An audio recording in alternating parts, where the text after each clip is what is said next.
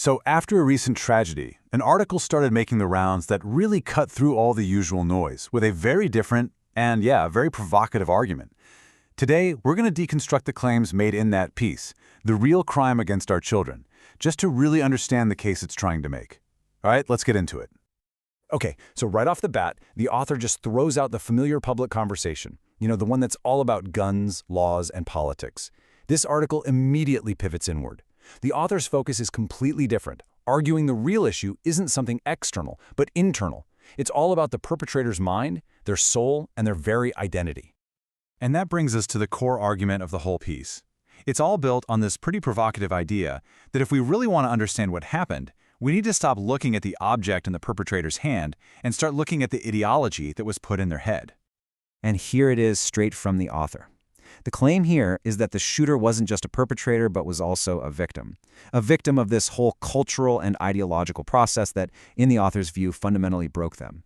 This one quote, it's the bedrock for everything else the author is about to say. So, once that foundation is set, the author moves on from just stating their idea to, well, pointing fingers. They start building a case against very specific parts of our society. And this isn't some vague society is broken kind of thing. The text calls out specific groups for the role they allegedly played. No, they get really specific about who's to blame. The article points the finger at three major pillars of society: parents, medical professionals, and politicians. The point they're making is that this wasn't just one person's failure. It was a collective, systemic breakdown. And the language the author uses to describe this supposed failure, it is intense.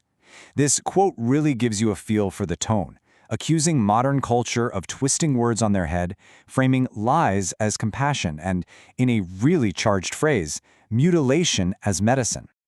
Okay, so you might be asking, where is all this coming from? What's the moral framework here?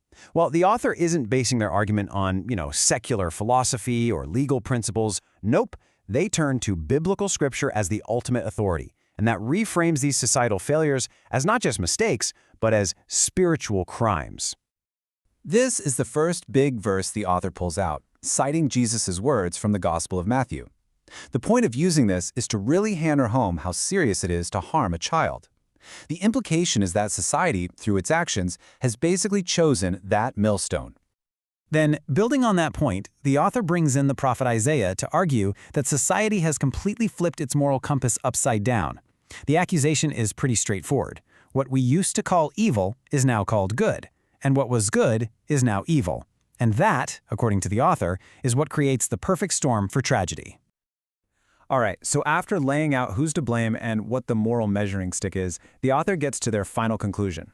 They kind of push past all those other factors we just talked about to point to one single overarching root cause for all this brokenness. And this quote really drills down on what the author is getting at.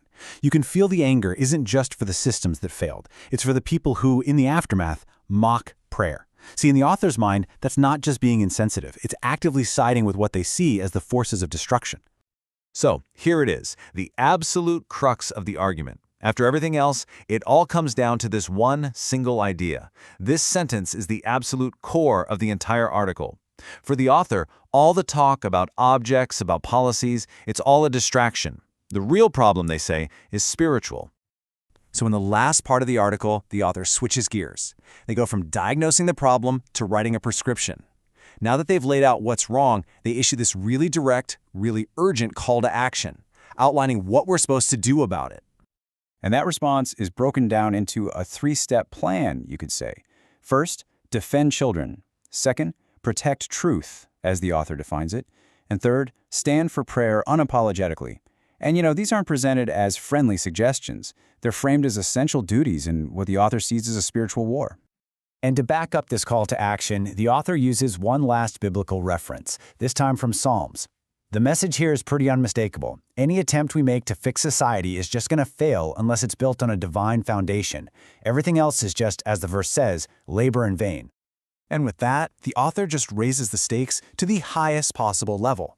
The takeaway is that this isn't about politics anymore. It's not about policy debates. It's been completely reframed as this epic spiritual battle between two opposing forces, good and evil. This is the final, very stark choice the author leaves the reader with. There is no middle ground. According to the text, in a battle like this, staying quiet isn't neutral, it's picking a side. It's complicity. And complicity, they argue, is death. And that's where the article leaves you.